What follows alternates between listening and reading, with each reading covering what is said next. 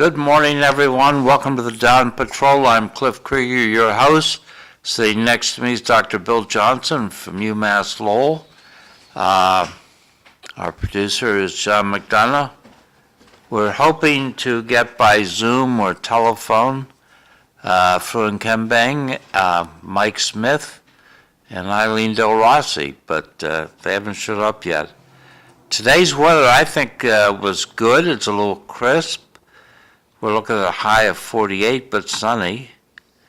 And our overnight temperatures are at or above freezing this week. So what do you think about the weather coming in, Bill? Well, the month so far has been really warm. I would say today it's feeling more like November, but it's still actually a little warm for November. Yeah. That is all to the good. I found an error in the book. Oh. They said that Christopher Columbus sailed at the same time Granada fell, but Granada fell on this date in 1491, the last Moorish stronghold in Spain, and ends in the Treaty of Granada. And when I think about Granada, I think about Frank Sinatra singing the song Granada. So in 1493, since we brought up Christopher Columbus, on this day he sights the island now known as Puerto Rico. And then jumping forward to 1863, in the Civil War, the Battle of Missionary Ridge, Union forces under Ulysses Grant break the siege of Chattanooga by routing Confederates under General Braxton Bragg. General Bragg used to have a fort named after him. Now it's Fort Liberty, since we're being politically correct and getting rid of all those Civil War generals. Confederate generals. Yes, the Confederate generals. Not the Union generals. Not the Union generals, the Confederate. But they got their names attached because the land was state land, was given to the federal government in preparation for war, and they just asked that local heroes be used to name the forts. And now, almost 100 years later, nobody remembers that. So. Also, in 1864, Confederate operatives calling themselves the Confederate Army of Manhattan starts fires in more than 20 locations in an unsuccessful effort to burn down New York City. And gee, we import immigrants to do that now. To burn down New York City? Yeah. I'm actually surprised that we're not successful. It seems like a fairly easy thing to cause a fire in a high-density city like New York. Yeah, one would think. In 1915, Albert Einstein presents the field equations of general relativity to the Prussian Academy of Sciences. And then they let that float away. 1963, today was the state funeral of John F. Kennedy, been lying in state at the U.S. Capitol. There was a requiem mass at the Cathedral of St. Matthew the Apostle, and then the president was buried in Arlington Cemetery. And in 1986, the Iran-Contra affair, General Edwin Meese announces that profits from covert weapon sales to Iran were illegally diverted to the anti-communist Contra rebels in Nicaragua. Yeah? Why don't you do like the news? Since you're reading this, have Bill read one, then you read one. Like the news. We could have done that if you'd brought that idea up earlier. They don't know what they're babbling out. My turn to talk, your turn to talk. There was an accident in Beverly. A boat sank at the boat. I think I It was, sank in the water. I think I was, That was your story too? That was my story. I think I could have been part of the Iran-Contra affair. You were in the military in 1986? Yes, and I was at Ramstein Air Base in Germany, and I was informed, as the wing commander, I was informed about certain weapons being on the hot pad that were en route to somewhere, and I suspect that may have been weapons going to Iran. Okay. So you didn't know what they were shipping out?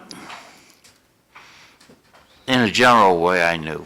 How in the I had to be prepared in case there was a fire. Go ahead. how in The the wing commander. Yes. how in the 1980s would the U.S. have gotten shipments into Iran? I thought we were not probably sending planes into Iran. They would have had to go through a third country. Probably. Oh, okay, Could have gone to We know how to Pakistan. cheat. We know how to cheat. We're good cheaters. okay.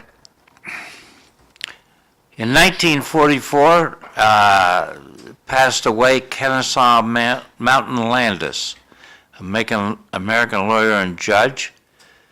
He was born back in 1866, and he was made the commissioner of baseball to clean up the Black Sox scandal that happened back when, about 1920, when there was a lot of cheating, and That's before my time. that's before. I don't remember that. Ah. Okay, you can read the second death then. Okay, in 2016, Fidel Castro, communist leader of Cuba and revolutionary who was born in 1926, died. I always thought that we could have dealt with that more successfully if the president had gone to baseball and said, create 2 additional baseball teams and give one of them to Fidel Castro to run. And that he would have found that more interesting. Yeah, I think the U.S. was very successful in opening up China through a similar type of strategy Yeah. with ping pong. I think there's always benefit in having social, cultural links, even to a country you're not very friendly with.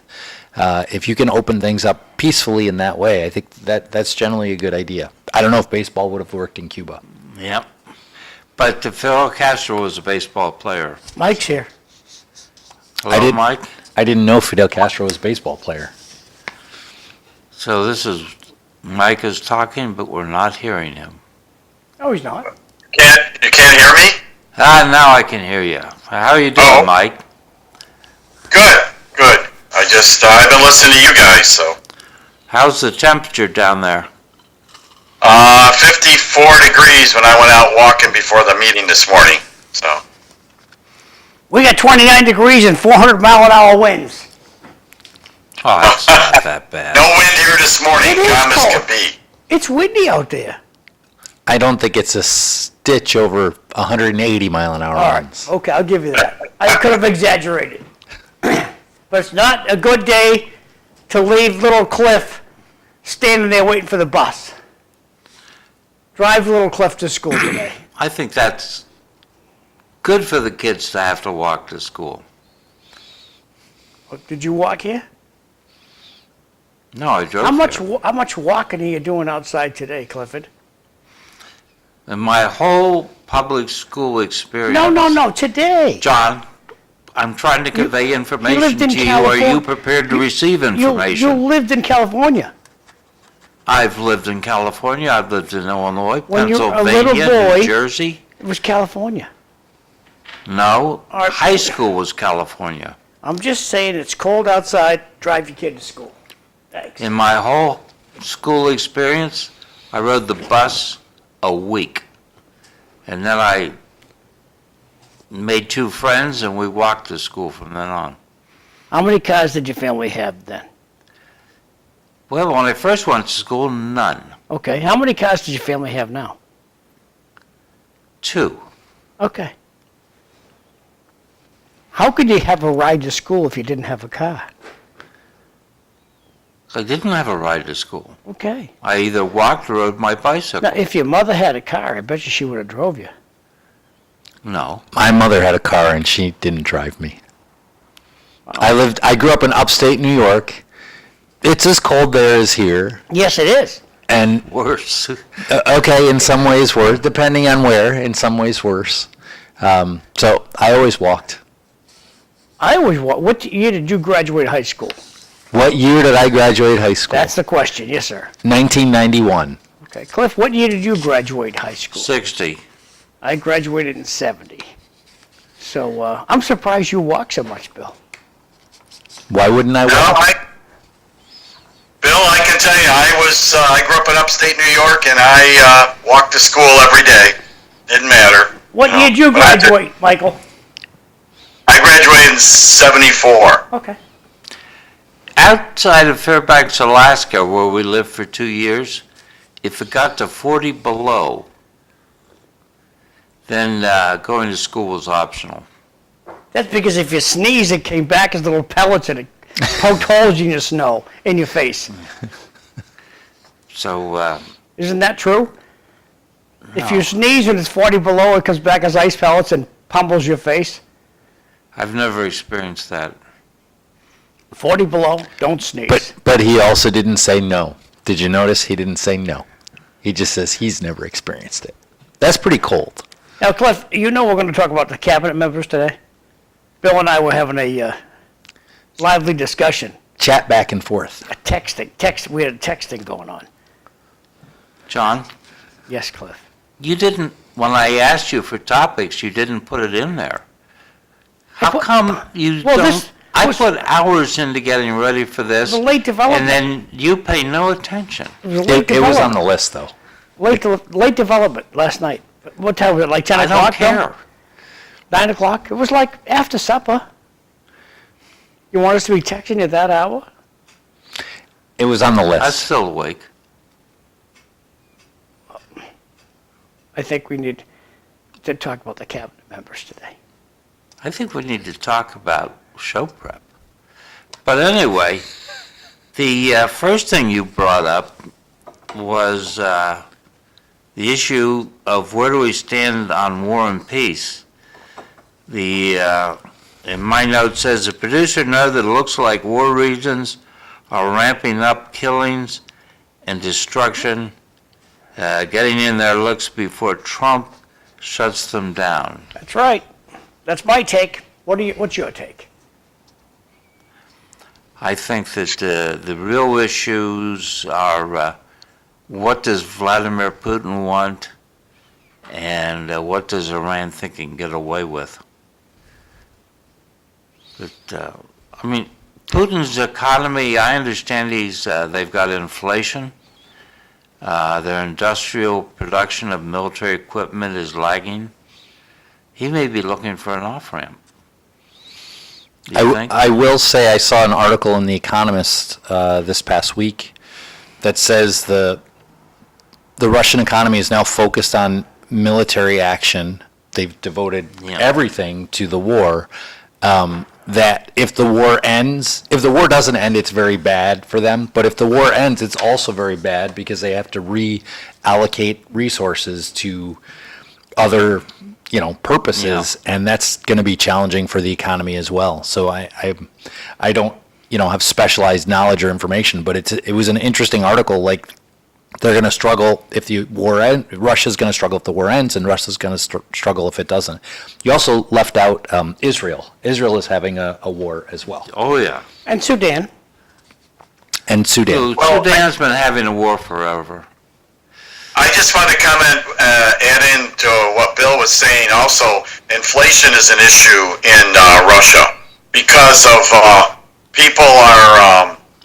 the government is paying more for all these military jobs, for producing munitions and other things for the war. So other businesses in Russia are having an issue with hiring people. They got to pay more money. So they're having a problem with inflation there going on because of this war. Yeah, Well, all I'm saying is, once Trump gets into power, yeah. he can stop all this good stuff. He can apply a lot of pressure. very I'm not sure quickly. he can de facto say stop and it ends. You wouldn't support Trump no matter what. But I stand behind Trump, and I'm going to give him some line, and I think he can get this stuff stopped. Hit him in the wallet. They understand that real quickly if you hit him in the wallet. I think it's a little unfair for you to say that about me. You said I wouldn't support Trump no matter what. Once he's president, I support him as president. Absolutely, that's a really important role in the world, and I absolutely support the president of this country. I don't think it's right to, I don't know, say things like that. Well, I apologize. Thank you.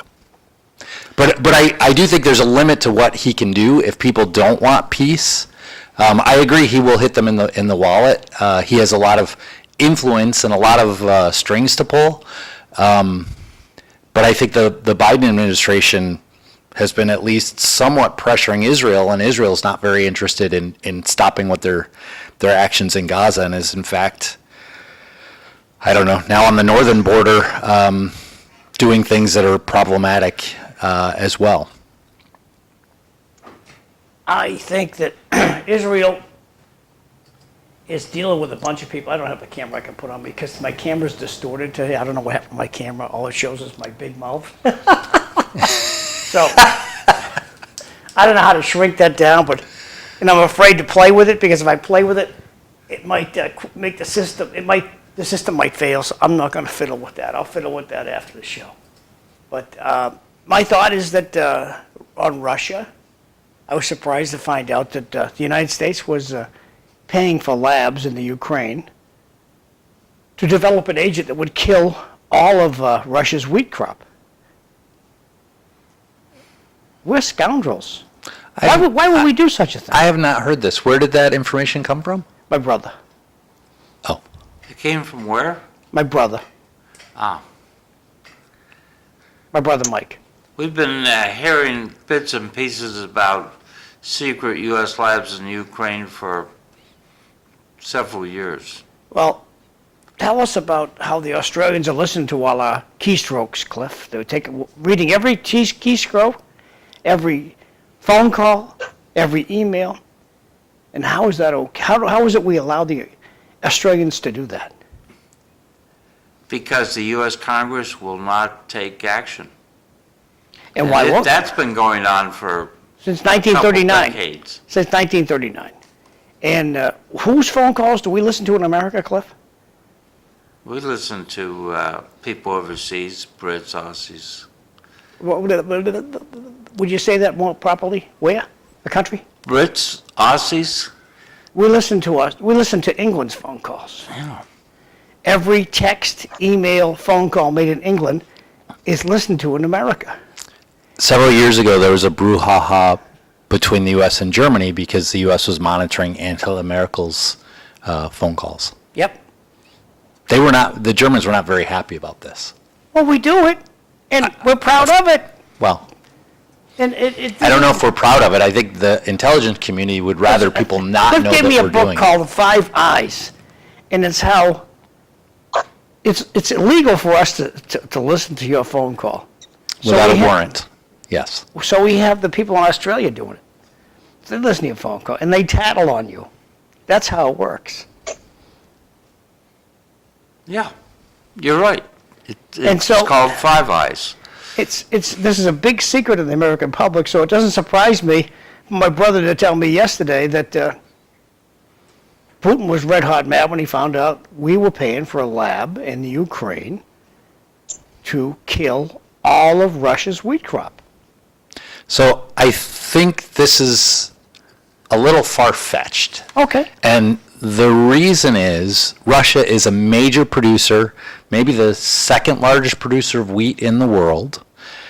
If we kill all the wheat in the world, in Russia, we destroy their crop, there would be massive problems in the food supply in the world. This is not something that is bad for Russia. I think it would be bad for significant portions of the world. I agree. We shouldn't do such a thing. But I'm not sure what the evidence is that we did do such a thing. I think we need to be careful about what we're spouting off as Well, that's what- ideas, that's- facts, or Well, stories. Bill, that's why I like to use Five Eyes, because Five Eyes is a fact. Okay? Are you aware of Five Eyes? I knew it was illegal for the U.S. government to monitor my communications in the U.S.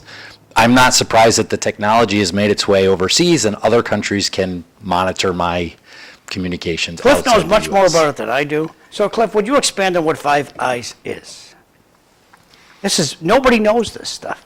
Cliff does. There's a book out there. Yeah. You gave it to John me. has my copy. Oh, that's your copy? Boy, oh boy. And I'm a slow reader, Cliff. That's in a drawer out in Tewksbury. I read that when I'm in Tewksbury. Yeah. But U.S., Australia, Canada, New Zealand, UK came to an agreement back World War II for sharing intelligence. And we all share the information. The colloquial expression is Five Eyes, which means those five nations. And signals intelligence is a big deal. Signal, that's every keystroke. Yeah. That means texts, emails, cell phone calls, landlines. Every communication that you have that's electronic is recorded, and a computer over in Australia is listening to it, deciding if they should tattle on you or not. Even this broadcast. Yes. Oh, yeah, of Yep. course. Now, The black signals SUVs intelligence- will be pulling up pretty soon. Signals intelligence is pretty important. A guy that worked for me was writing a book while he worked for me, Montgomery Meigs the Third. His great-great-grandfather, Montgomery Meigs the First, is the one who put Arlington Cemetery in Robert E. Lee's backyard, so that after the war, when Lee got up in the morning and looked out, he could look out over all the Union dead. Anyway, Monty Meigs wrote a book about called Slide Rules and Submarines, and he talks about the importance in winning the Battle of the Atlantic of using this eavesdropping, these communications kinds of intelligence. We didn't win it just because we had sonar. We had a lot of intelligence about where things were. But we kind of slipped off the path here. Back to Israel. What's the future there, John? What's your brother tell you? Oh, on Israel, my own personal study of Israel, it came from a movie called Independence Day. And at one point, the president, I'll put my big mouth back up again. How's that? Yeah, that's nice. I'll put my mouth. You guys can sip your brew over there. See, this is my big mouth. And it's just, there's a camera setting I don't know how to fix right now. I'll fiddle around with it later. And looking at poor Fru. Fru's having problems too. Fru's coming in, but he's sideways today. So we're having all kinds of technical difficulties. It being Monday. But when I watched Independence Day, the President of the United States, the actor, he says to the alien that's on the planet that he can talk to, that we can work together, we can work this out. What can we do to work together? And he said, the alien said to the President of the United States, die.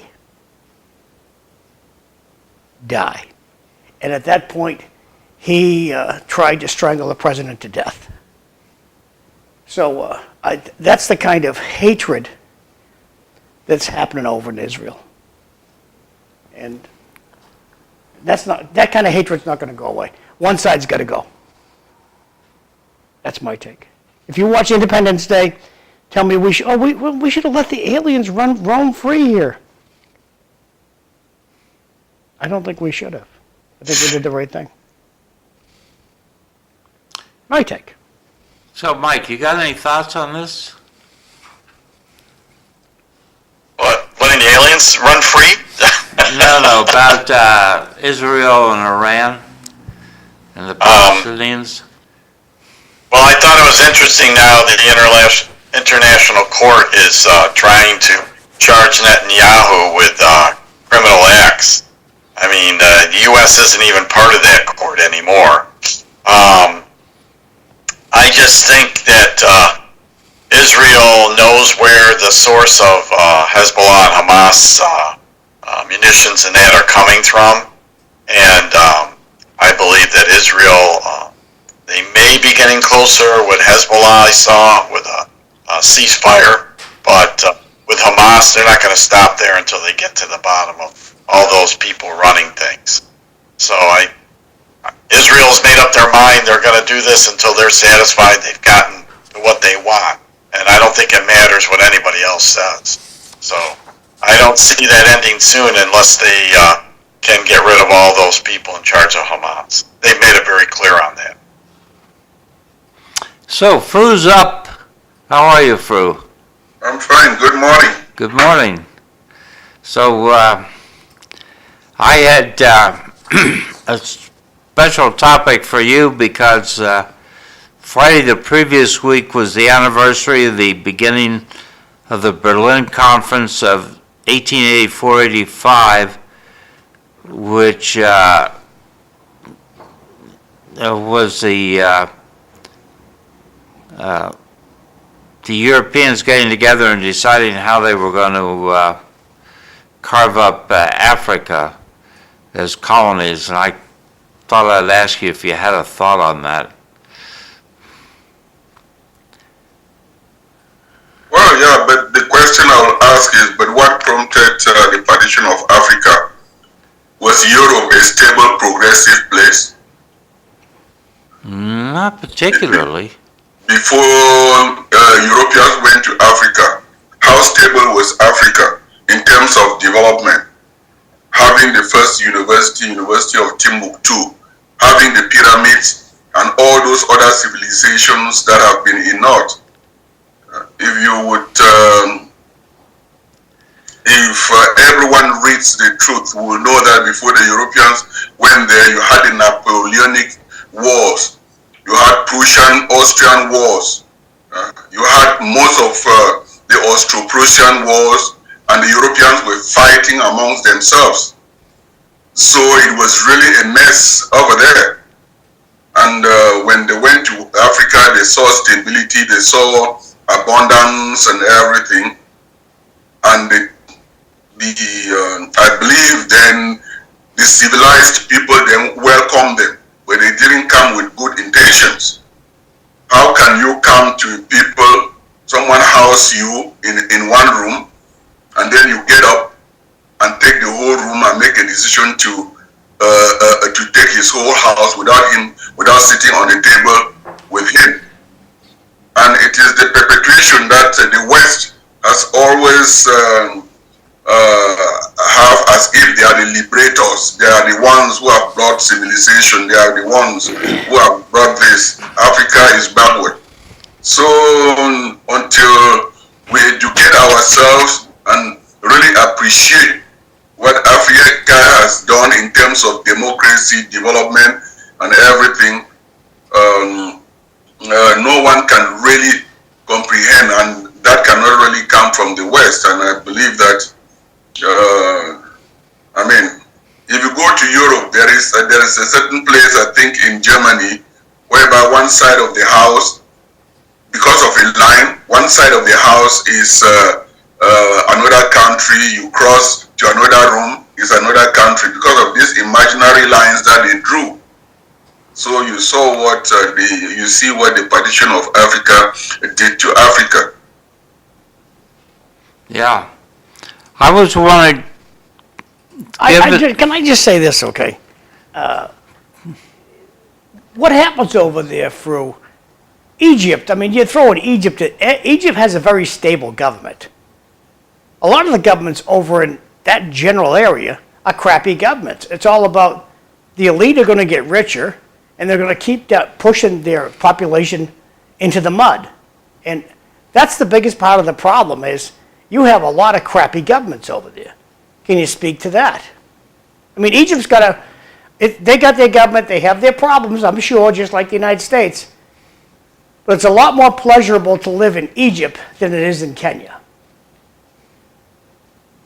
Well, John, I mean, historians, and the truth is that if you see now, let me just, if you are watching the news, you see what is going on in the Sahel between Burkina Faso, Mali, and Niger.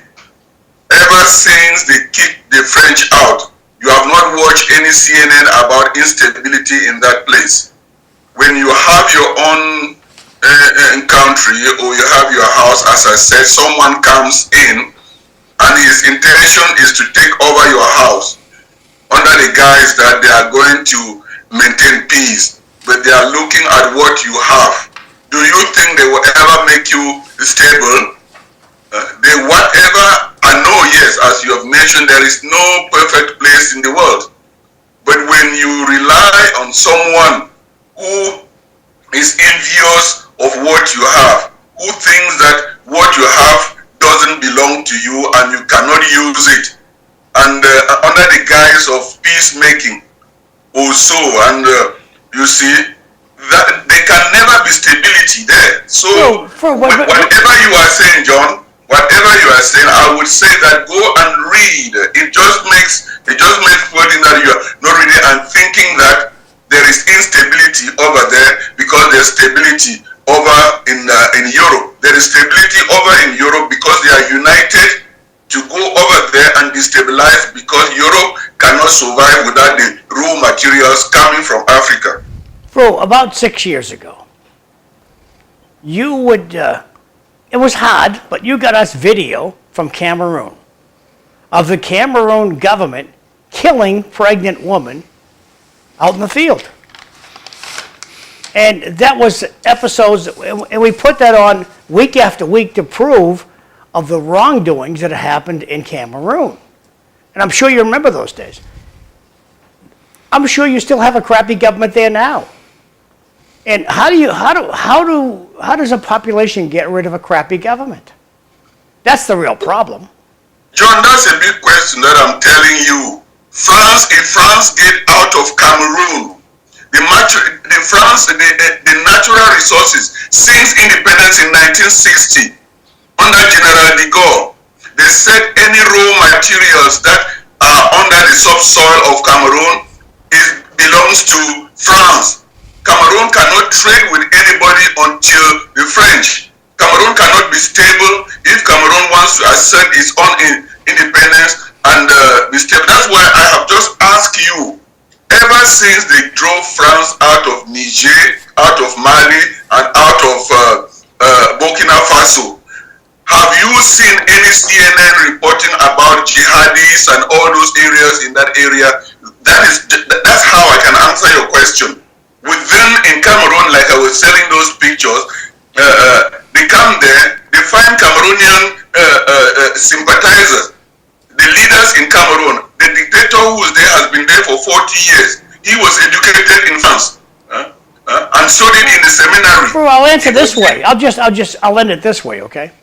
If this program originated in Cameroon today, how many of us would be alive, and how long do you think the program would continue?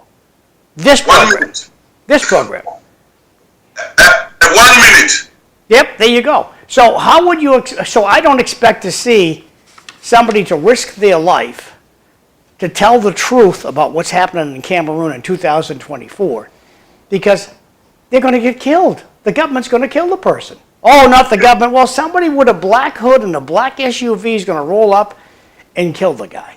So But I don't who has the government over there? I'm not saying that the government in the West are bad. I'm saying that the multinationals that have the oil, that have interest of this, they are the ones who are keeping people who will serve their interests than serve the interests of the locals. And those who will kill this TV program are those who are the multinational, because this program will be telling the world the truth. He who controls the media controls the narrative. Exactly. And these people have a heart and soul just like you, and I don't blame them for saying, I ain't going to Cameroon and reporting there. I want I want to come back home, back over the cliff. Thank you, Fru. You're right, John. Hey, changing up Fru just a little bit. Someone came before the License Commission for a license for a Ngemba event on the 14th of December. And they said Ngemba is a Cameroonian grouping of languages, I understand. Does that ring a bell with you? I claim that's one of yes. Within the Ngemba itself means I say. It's a group of 16 kingdoms. I was gonna invite you people to attend. The king of Mancon who came here is the paramount, I would say the paramount king, the biggest kingdom in the Ngemba group. Yes. They will be having a cultural, traditional celebration on December 14. I was going to invite you and John to come and celebrate. Yeah. Well, it sounds pretty interesting. When's the party? Whoa. When's the party? At the Hellenic Center. The 14th of December? Yeah. At the Hellenic Center, well, tickets are $50, but 2 years ago they launched it. It was great. State Rep Van Howe was there. Former Chief of Police Ken Levale was there. The mayor was there, and Rita Mercier was there. So it was What really. time is it, at nighttime or during the day? 7 It's at at night. 7 p.m. Okay, good.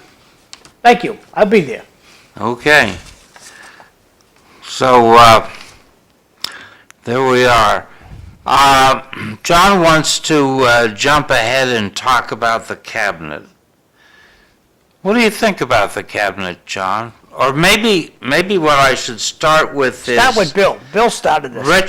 Richard the Cat tweeted out that pundits have noticed the incoming senior appointees are rather young.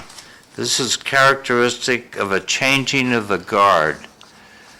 Well, I mean, compared to Joe Biden, most of you are young. So, Compared No, to, he's not Donald Trump. Compared to Donald Trump, most of us are young. Donald Trump is pretty old. yeah, but not as old as Joe. There's not much of a difference. Oh, there's no, I You're agree with splitting Bill. hairs in that I one. agree. But I'll tell you, Joe Biden's sneakers have a lot more, don't have as much tread as Donald Trump's. We're not going to suffer ageism here, are we? I mean, what do you mean by that? Picking on the old folks. We're all old. I'm not old. The doctor's the baby. I'm a child. Fru's not old, he's still working. I'm still working. Yeah. And Eileen, who has gone missing today. Baby. Yeah. Yeah, I'm a young chicken. Oh, you're here, alive and well. Yeah, it was rough getting started on this cold Monday morning for my kiddo. She'll be a pallbearer at all of our funerals. Did you get him on the bus?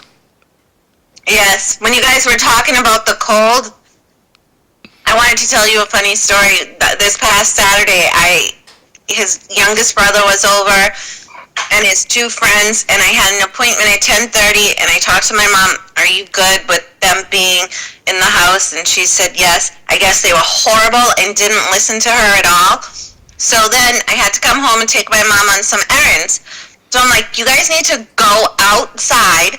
We'll be back in 45 minutes. Go outside, and I'm locking the door, or go to your buddy's house, because I'm all set with you disrespecting this house. And so I lock the doors, and you'd think it was like a form of child abuse. Like, they couldn't handle it. They're like, oh, we're cold. We're cold. So my son's little brother calls me and said, oh, Anthony found a key, and which was not a true statement. He figured out a way to break into the house, of course. Yeah. How old are these boys? 11. 9 through 11.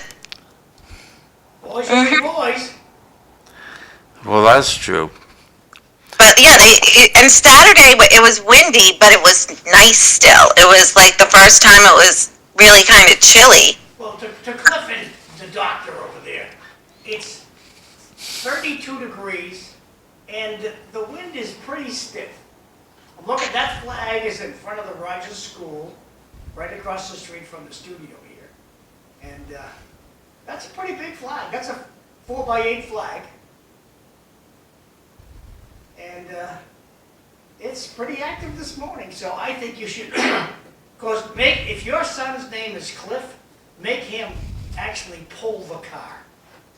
Tie a rope to the car, let your son Cliff pull the car in honor of Cliff Krieger. And if you're Bill Johnson, give him a ride. If your kid's name's Billy, give him a ride.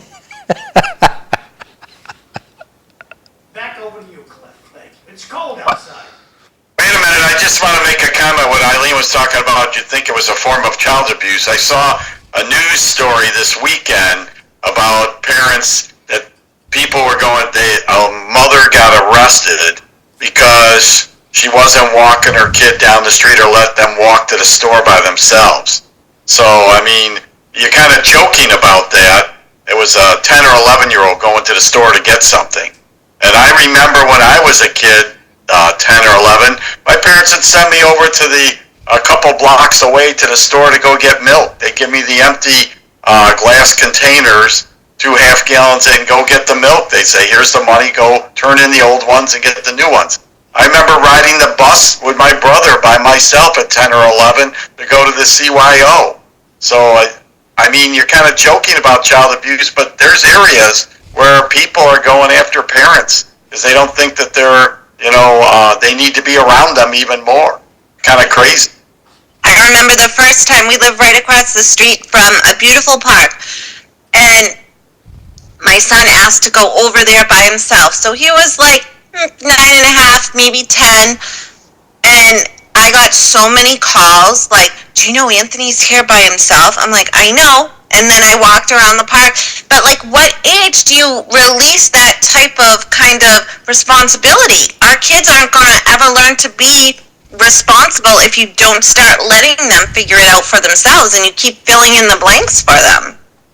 Unfortunately, this is a different world, Mike.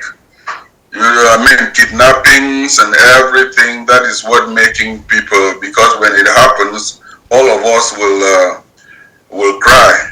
This is a different world then. Well, I can tell you in the 1950s, when I would go and see my friends or go for a walk, and I spotted my father one time hiding behind a tree, keeping an eye on me. Weird. So he would very stealthily make sure that I was in a good position. Not that stealthily if you saw him. Well, I didn't touch the girls. When I saw him behind the tree, stay away from the girls. I think the world has changed. I think Fru is right, but I think that Eileen is also right that children need independence. They need to learn to be on their own. I think the young people we have now, I mean, I see them in my classroom, they struggle with some of the independence of doing things on their own, and that's problematic. I mean, I think society has changed, as Fru said, but it hasn't been changed by the children, and the children still need to learn independence. It's been changed by people our age and older, and I'm not sure it's changed for the better. I often did what Mike did, where my mom would send me to the store. She sent me to the store with a check. I remember her sending me with a check and her saying, now don't lose this is money. They let, I was probably 6, 7, 8, they let a 7-year-old, use a check to buy a loaf of bread and some milk and cold cuts and bring it home. I think today if an 8-year-old goes into a Walmart to buy something, somebody will call the police, which is a shame. Yeah. I want to say my mother, even because there was a corner store close to us at that time, I think she would even have us go buy her cigarettes there was no question about that. Like, imagine that today, it just, and I also have a question for you, Bill, about what you see in the college classroom with your students. Do you see an overall reduction of rigor, academic rigor, from, say, students 10 or 20 years ago to today? So, I think, Academic rigor. Oh, Let academic Bill rigor. answer and then we'll get to it. I don't know what it is. It's what's expected in the classroom in terms of academics. Like, have our standards gone down? yes, essentially. Thank you. So I will start by saying I've only been teaching college students for about 20 years. And so I'm not sure that I could actually detect a huge difference myself. I've also moved from a couple different schools, and that I don't see a big shift myself. I mean, of course, I think what you'd be asking me to say is that my classes have gotten easier, and I don't think my classes have gotten any easier. But I do think it feels like the students are, they want more out of me, meaning they want more grade for less effort. It feels like that, but, that could be anecdotal as well. Okay, because I mean, I've been teaching for 20 years, and what I've seen is what we expect and the independence, academically, what's expected, and children's independence have plummeted overall. Everybody wants to be right next to the teacher, and we talk about it all the time, like these kids can actually do it, but they just have this learned helplessness that they have, and so it's really hard to promote the independence. Look, an academic rigor is a challenging and demanding educational environment that encourages students to think critically, solve problems, and apply concepts to real-world situations. It's characterized by high expectations, complex tasks, and opportunities for students to demonstrate their understanding. Do you know what you're quoting from right there? AI overview. Exactly right. So this is an AI-generated answer to. It's Google. It's an AI. It is not a Google search. It's an AI-generated answer. It's cool to say AI. It's just a cool. It's AI. It's just cool. No, it's problematic because this is not an officially recognized definition. Okay, so correct it. I'm not saying it's incorrect. I'm saying this is a bad habit to get into, to just go to something and not know what you're reading. I went to Google. But I would say it's pretty accurate. None of these kids can solve problems and apply concepts to real-world problems. We're paralyzing our students to be able to do those things in today's society. And I think everything we just talked about, including Mike and myself and what I see having 11-year-olds and being in the school environment every day, it's disturbing. These kids don't know how to apply even what they've learned to real-world situations. How do you like the Well, but Eileen, if you are saying that you and Bill are two different groups, you teach two different groups of students. The other ones are matured, they have gone to a stage where they can make decisions for themselves, but you are in the formative age, and then you are the ones who is at the stage where you create the minds of the students to be able to be independent. So I don't really think that we can compare the two systems and that they together. I'm sorry to interrupt, Fru, but I think they overlap each other because it's not working. Yes, we're supposed to be doing that as educators, but our students have become so independent in certain ways with technology like iPads and maybe even AI and all of these different things, but they don't have the patience or the confidence in their written academic ability to persevere and apply apply what they're learning to real world situations. So I guess what I'm saying is there has to be some type of overlap at the same time from what I'm seeing in the formative years and what Bill sees in the, students choosing to go to college and to pursue a degree. So I do think that the students they want more hand-holding than when I started my career, which I think is consistent with what you're saying. I did say, if you recall, what I said was that they expect more, doing less work, they want better grades, in terms of their ability to write, I know that they write very poorly in my experience. I teach a quantitative subject. I teach finance, so my students do not do a lot of writing in my classes. But when I ask them to write, they don't generally write very well. But I'm not really in a good position to say, but 20 years ago they were good writers. I just don't know that 20 years ago they were any different than they are today. But I can tell you they want more from me. They want more, details about exactly how they should do something. They don't like to be left sort of figure it out yourself. They're not really into that kind of thing. When they take home, go ahead, Mike. Oh, I'm going to add my 2 cents. I think we need to ask the question, why is it so different than 20 years or 30 years ago? So here's my take on it. When I was a kid 20 or 30, more than 30 years ago, there were expectations that you do stuff like do your homework, you have to figure things out. Your parents didn't handhold you. I'm just picking up on what Bill's saying. What I find is that parents do so much for their kids because they don't want them to fail or hurt or anything. But that's part of life, on learning how to be independent, figure things out, because you need to fail at things in order to get better at things. And I think the parents are doing so much for their kids. I ran into this more than once with my stepdaughters at school. I'd go in and have a parent-teacher conference at the time, and I talked to the teacher about stuff, and they said, well, they're not really doing this and that, and they're not behaving in class. And I go, well, what do you do about that? They go, well, we don't want them to feel bad and send them to the... I said, no, you need to make them be accountable for their actions. And I remember that I put the work in school because my parents had an expectation.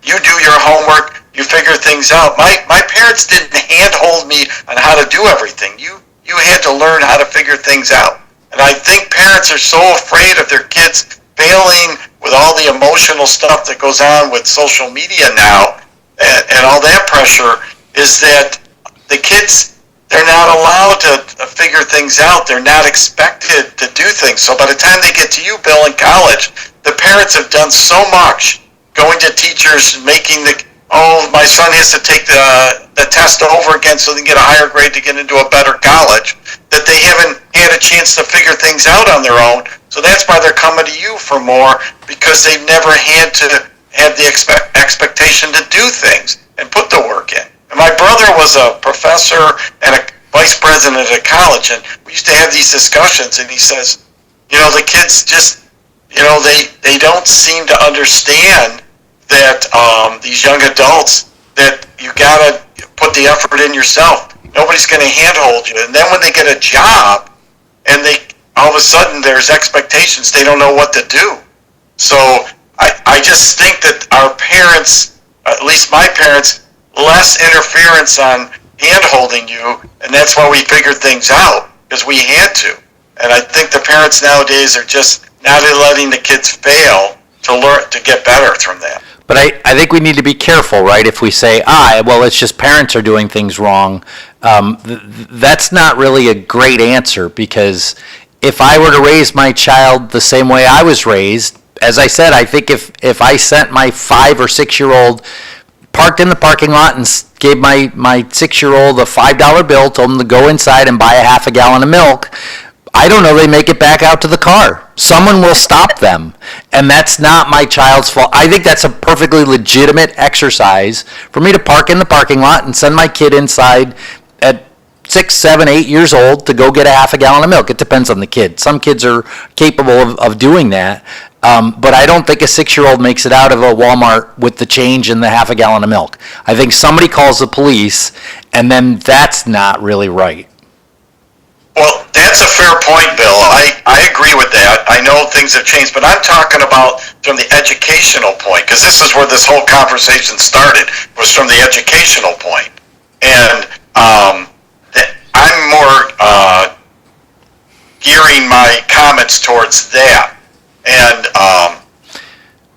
But I would argue a kid who goes in and can get a half a gallon of milk is the same kid who can advocate for himself with a teacher or do his or her own thing in a way that a kid who's not allowed to do those kinds of tasks, I think, will struggle. I can ask you guys, let me just read this text here. Good morning. Kids are allowed to be lazy. Our parents didn't treat us like their buddies. And I just want to put out to the audience that from the kid's point of view, the kid's walking around with a computer in his pocket or a computer in her pocket. And she said, well, why should I have to memorize how tall town hall is when this thing will tell me in an instant how tall town hall is, or who the second president of the United States was, or who the second vice president of the United States is. The kid's asking, why should I memorize this when I have such a smart thing like this? And then I have the elders tell you don't want to spoil the kids. Hey, look, how many of us could exist without electricity? This is not going away. This is going to be here long after we're gone. There are schools now that are passing rules against students having and using cell phones during the school day. Not in Europe. And I think phones have a definite negative effect in many ways on children. So I think those should be strongly considered. And I'm not an expert in this area, but I can tell you in my classroom, it's a lot harder for me to teach students if people are on their phones. Right, but at least at your level, that's a choice, you know what I mean? To be paying to go to college and then to be using a phone and not paying attention, and then your grade reflects it. And I think we all have very solid points. Nice picture, John. I think we all have very solid points in regards to this. And the other thing is, so students also just don't want to hear that they did something incorrectly and they need to fix it. So there's this level of perfectionism that shuts them down, that they feel like they did it once, they think it's right, they don't want to hear any constructive criticism. And then also, though, I agree with John's point that he said several times on the show, like, we need to meet students where they're at with these phones. And if we can't make them put it away, then how are we going to integrate it in a logical way into the classroom so that they can use the phone? Like, my famous quote from my third grader when I started working at the school in Methuen, and she goes, Miss, why do I even need to learn how to read? I can just ask Siri everything. And that's truly how they think. And it's so sad and such a disadvantage. But how do we almost beat them at their own game? And the parenting is atrocious nowadays. Well, there's no such thing as parent school, and I'm happy that Liam Skinner is trying to push out parent school. I'm happy he's trying to do that. Look how the way kids talked back then, we respected the adults. Times have changed. They certainly have. Back over to you, Cliff. Thank you. And that's a huge piece of it, respect. The respect has gone out the window. Bill, a quick question, sort of like this.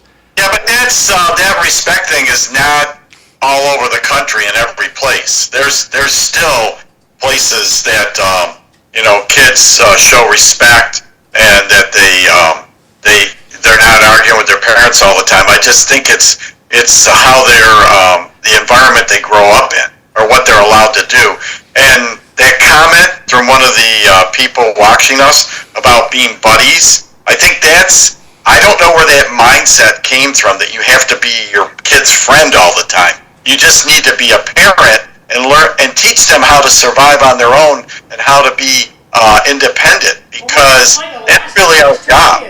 The last 2 years, you couldn't leave the house. During COVID, COVID, you couldn't leave the house. So the people you live with became your buddies. And we quickly forgot about that because we went back to our traditional relationship being old people, but the kids many of them became dependent upon the people they live in their house with. Back over you. I think the buddy issue went back further than COVID. Fru, we're about to transition to city life. Do you have any last thoughts before we move on? No, just that it is very, the last part of the discussion is very informative and educative. I love it. Okay. Well, you have a good time at work today, and we'll see you, since John's going to go take a boat trip, I guess we'll see you in about 3 weeks. 3 weeks. Bye, Fru. Have a good day. Happy Thanksgiving, everyone. Thank you. Thanks, Fru. Happy Thanksgiving. Yes. Okay, so this is now City Life. I'm Cliff Krieger, your host. My guest is Bill Johnson, sitting next to me. Eileen Delrossi is zooming in. Mike Smith is zooming in. And we have our producer, John McDonough.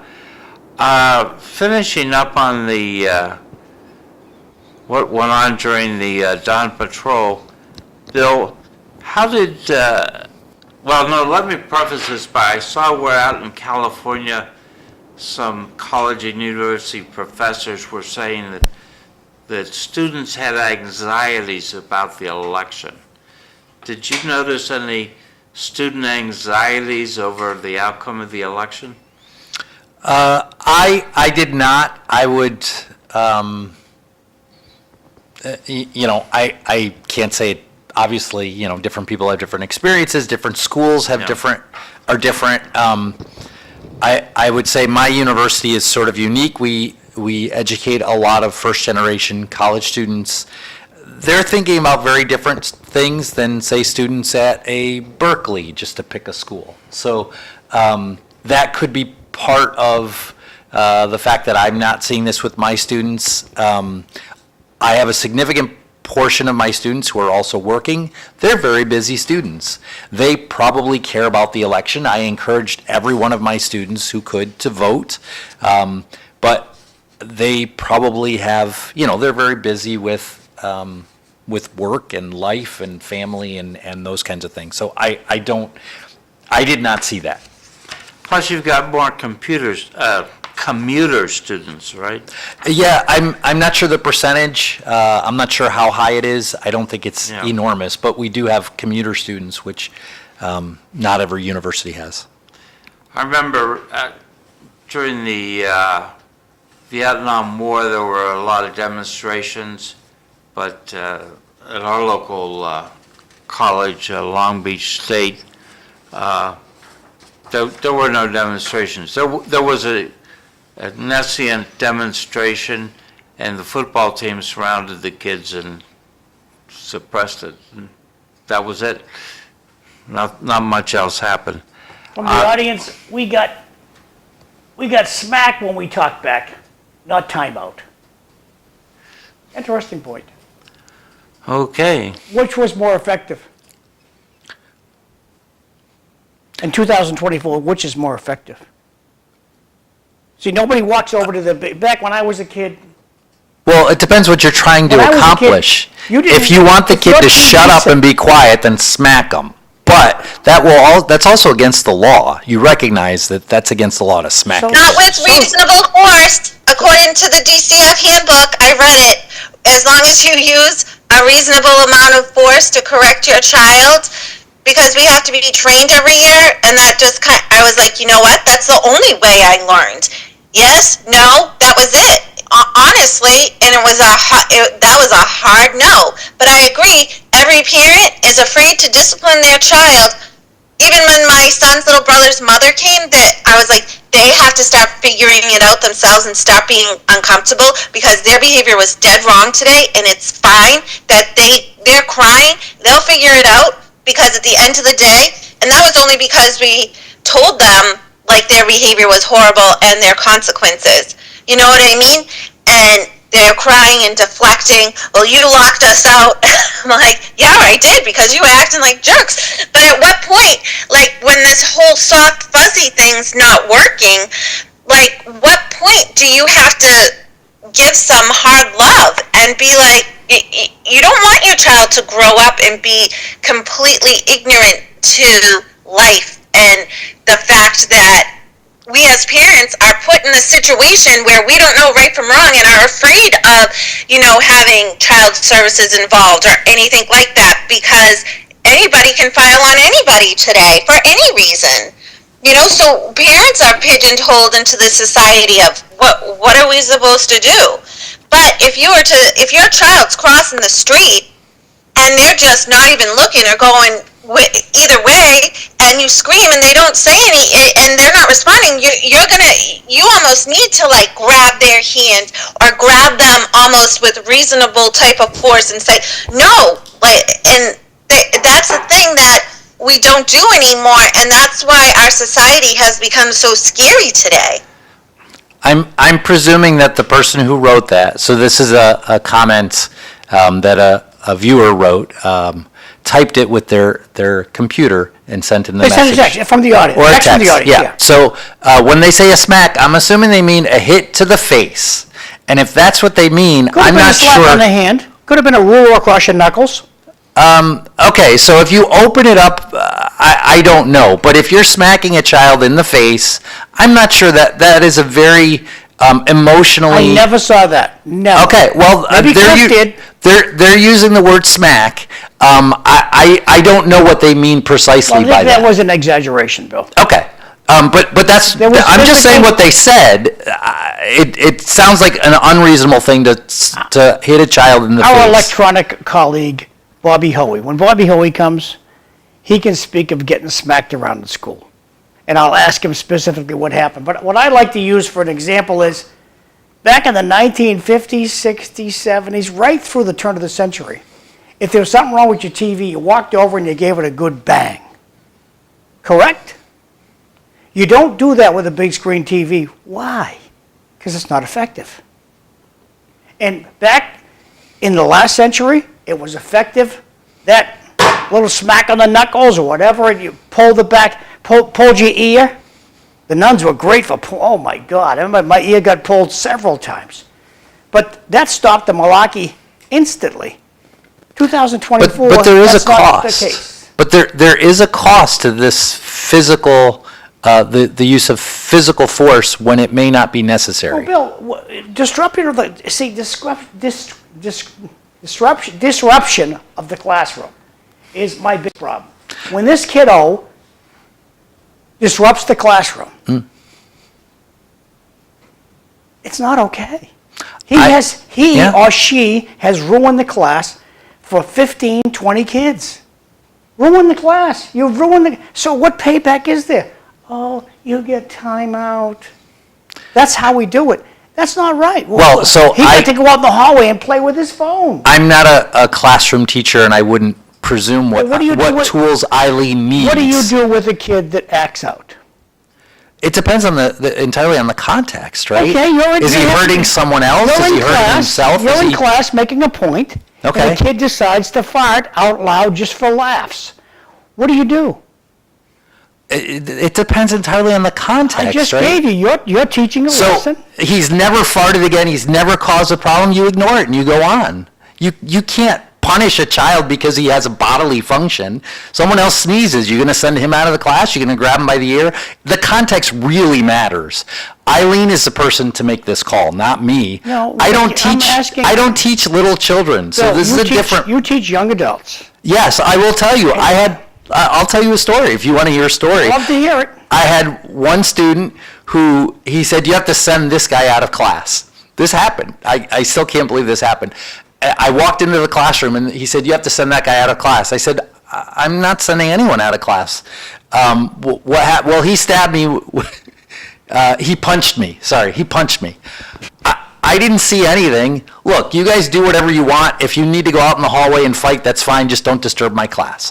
Then it's fine. We have the class. Afterwards, the other guy comes up and says, see this hole in my shirt? He stabbed me with his pen, and put a hole in my shirt, and that's why I punched him. Now, as long as these guys don't disturb my class in my classroom, I don't really care. You can go outside and do whatever you want, and if someone's getting hurt, I'll call the police. You're both over 18. It has nothing to do with me. If there's a fight in my classroom, I'm not getting involved. I'll call the police. That's why the police are there. My situation is very different, though, than Eileen's, where I don't think Eileen has the luxury to say these two 12-year-old kids, we'll let them fight. It's a very different situation. I agree, it is a different situation.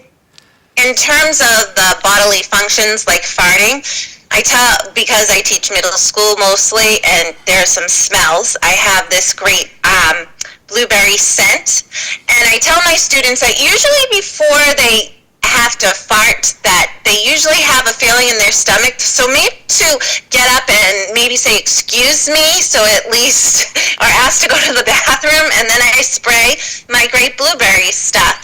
In terms of fighting with each other, I know a lot of it is usually play with kids, and so separation, like whatever, but if they're going to be like blatantly like fighting, arguing, like kids often go to that because they can't talk. They can't communicate. Again, going back to, they don't know how to solve real world problems. The only defense mechanism they know is to fight. And so I try to promote talking about things with my kids as much as possible.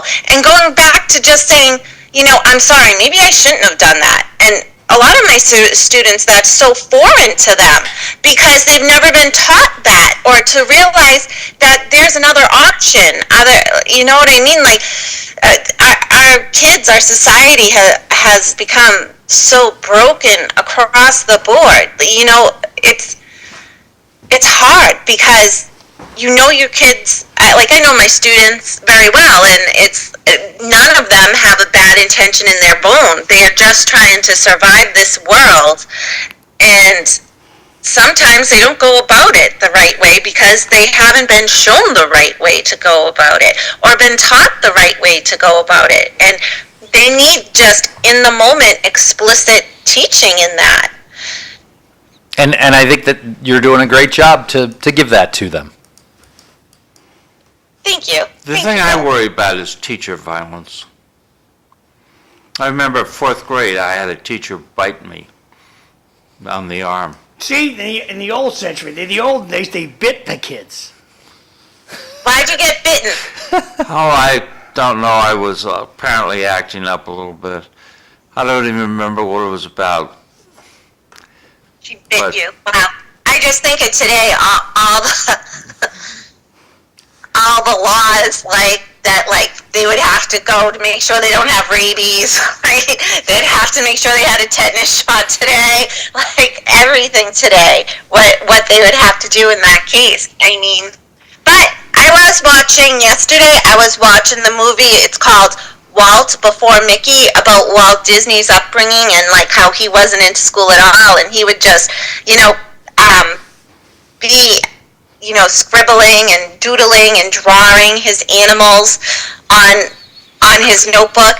And when the teacher came by and noticed, she said, okay, lift your desk and put your hands in your desk. And she had the ruler in her hand. She walked away like she wasn't going to do anything. Then she slammed the desk right on his hands. But that even just for not following directions. And that's what our kids don't know how to do today. A lot of them don't even know how to follow a simple 1-step or even 2-step direction, and that's what's got so lost in translation. Yeah, I think the situation Cliff is describing is, I want to read this, but let me just finish. I think the situation Cliff is describing in this Walt Disney situation, those are rare things. They should never happen. And we don't want them. But I think now we're at the other extreme, right, where there is a level of permissiveness that is problematic. Okay, let's read this. Okay, Bill, you can read all 3. I'd love to. So these are people who have written in, they've texted into the show. Correct. So the audience. As kids, we had to do stuff around the house. That's how kids learn basic skills. Nowadays, kids have landscape crews and house cleaners.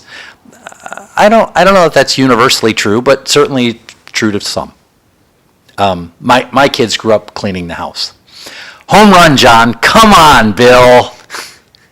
Did I read that okay? Yeah. All right, that was good. Okay. Kids are always going to see what they can get away with. It's called detention for a reason. Jay. Thanks, Bill.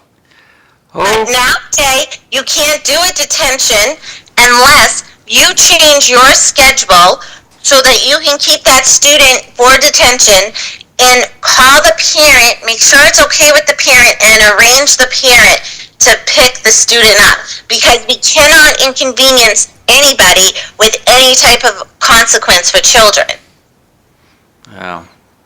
Okay, we're going to change this up because we had a hint about this about 40 minutes ago, and that is Donald Trump's cabinet picks. And I mentioned how Richard Fernandez has noted that this is a pretty young cabinet, which suggests generational change. So John had brought up the cabinet. Do you have any particular cabinet pick that? Was that ageism? Yeah. Okay. Bill and I started texting back and forth last night about this issue. I don't know anything about this issue. All I can tell you is the late, great George Zaharoulis would be terribly hurt that Tulsi Gabbard is getting bantered around about being a cabinet member. These cabinet members, compared to the cabinet members we have, the cabinet members we have experience now because they've been doing it for 4 years. These are new, bright people who are going to come in and look at things from a different angle, or they're going to goof off for 4 years. That's the two avenues they can go down. No, I think that different orientations. Some come in and get captured by the organization, and they therefore resist what the president might be trying to change. And others come in and try and implement what the president's trying to change in the bureaucracy. The Donald Trump I know will fire them. You don't do what he wants you to do, you're going to get fired. So the text I sent to John last night pretty much said that some of the candidates have limited resumes that would appear to be useful in the roles they're picking. So we mentioned briefly Matt Gaetz. I don't know if he's worth talking about anymore, but as Attorney General, he has an extraordinarily limited background. I don't think he belongs as Attorney General, but he doesn't think so either anymore, and so he's withdrawn his position. I think Pam Bondi is a defensible choice as Attorney General she's former Attorney General of the state of Florida. Yes. She has prosecutorial experience. She knows how this works. She knows this industry. I think it's a reasonable pick. It seems, I mean, this is the choice of the Senate, right, in confirming. She seems, I don't know if she's been vetted or whatever, but she seems like at least not an unreasonable choice. I read a lot about what Republican senators are saying, and the next biggest problem that was raised by Republican senators was Tulsi Gabbard. I don't know precisely what she said. In preparing for the show, I didn't go through everything that she said, but apparently she said many things that make some people unhappy or uncomfortable. Ultimately, it's a question of what the senators think and what the senators, decide is appropriate. Well, Tulsi Gabbard, Debbie Wasserman Schultz, who's a Democrat House member, has said that she's a Russian agent. And we're looking at her for Director of National Intelligence. Yeah, I think these concerns came about because of some of her speaking points. Yeah. They echo directly speaking points out of the Russian government. I think to say she's an agent is a little over the top.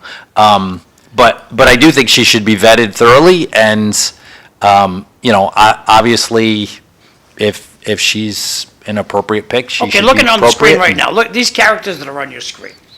Okay, you got Marco Rubio. He's gonna be the Department of State. Department of Defense, Pete whatever his name is. Hegseth. A former soldier and television presenter. Served in Iraq and Afghanistan. I've heard plenty of pushback on talk radio about this guy. Going right along, Department of Justice, Matt Getz, a Florida congressman. That's his only attribute. The governor of South Dakota, Kristi Noem. Wait, First time let's back up a little bit to I never Matt knew that was a Gaetz. woman. I thought it was a guy, Kristi Noem. Go No, ahead. It's a woman. Matt Gaetz was a lawyer, and he, in Congress, was active in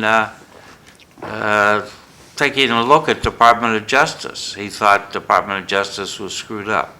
But he also was instrumental, and Republicans don't like him for this reason, in causing the former Speaker of the House to be ejected. I mean, he Right. pushed hard, and Republicans did not appreciate that. So I think he Yeah. would have had a hard road to nomination. On the other hand, he's from Niceville. I don't know what that means. Niceville. That's the You town think he's a from. nice guy? Well, Oh. if you're from Niceville, aren't you a nice guy?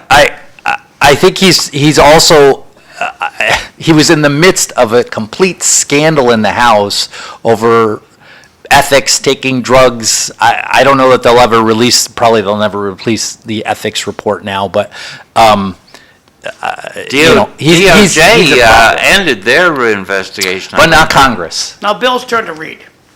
Okay. That was the problem with hitting your child. Some parents went a little too far. Clearly, some parents can. Quote, kids are people too. Remember that silly show that was the beginning of the end of disciplining your child? I don't know that show. That's okay. Okay.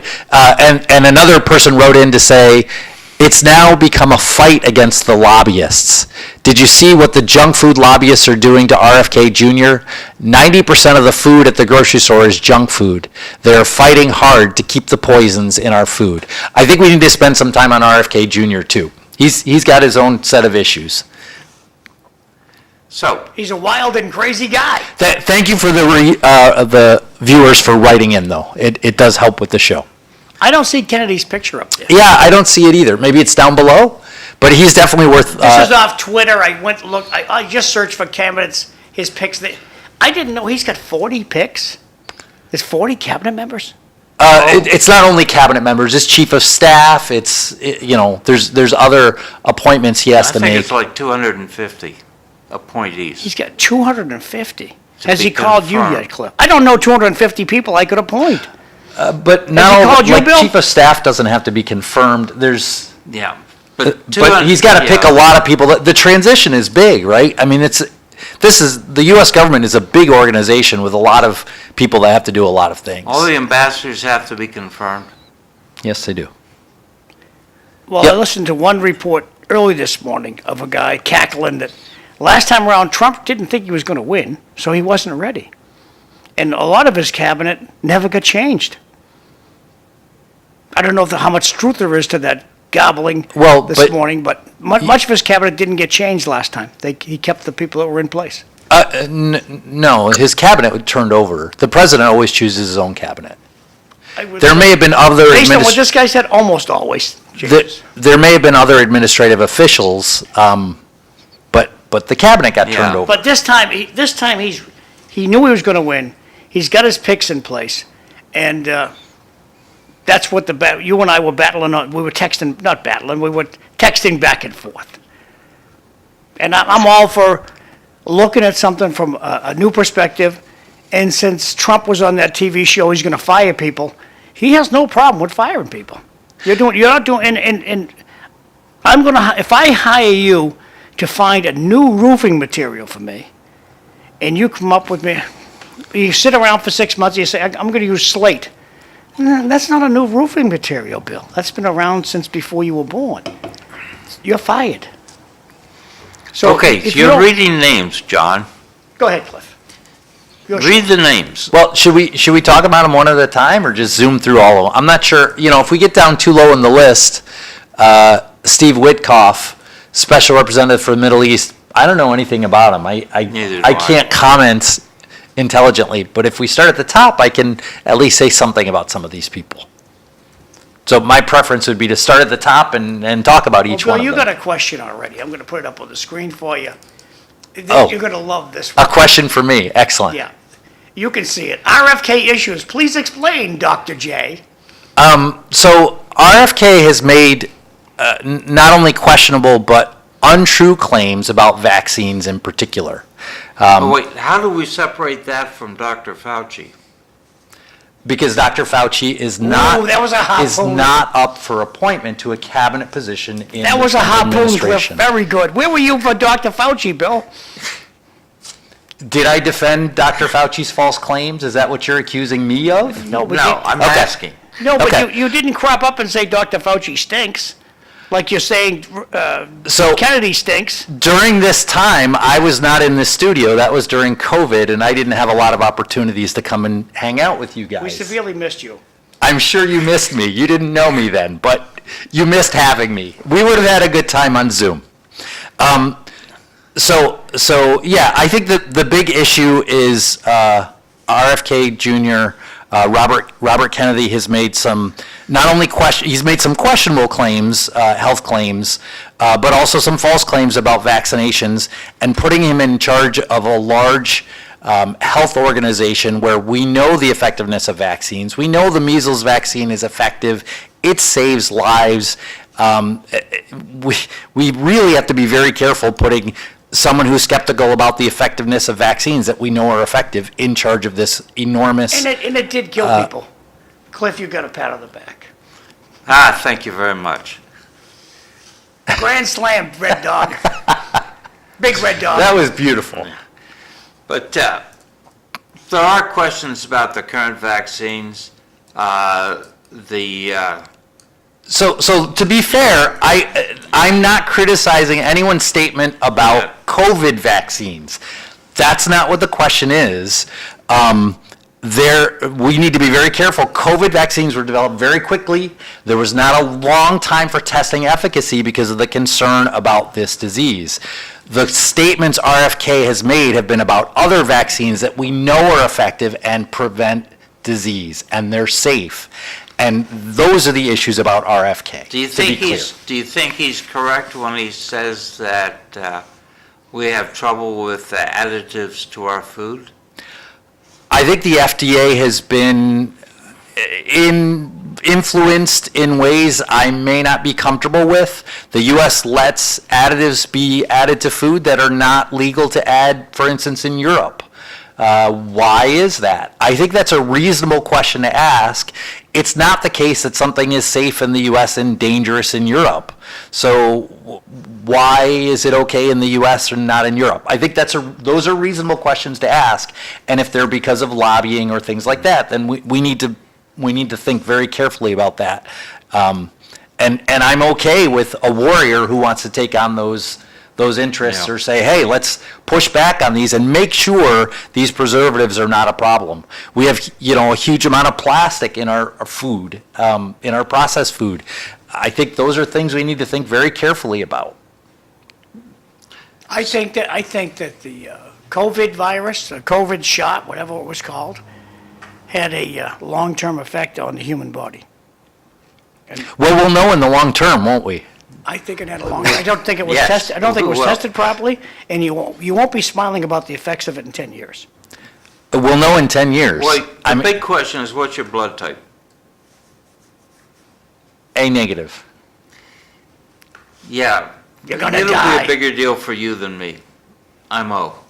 Oh, okay. You think my A is a problem? Yeah, there's a study out that says AB is the worst, and then but O is the best. John, what's your blood type? Oh, sure. You always have to be an overachiever. Yes. John, what's your blood type? It's red. I don't know. Eileen, what's your blood type?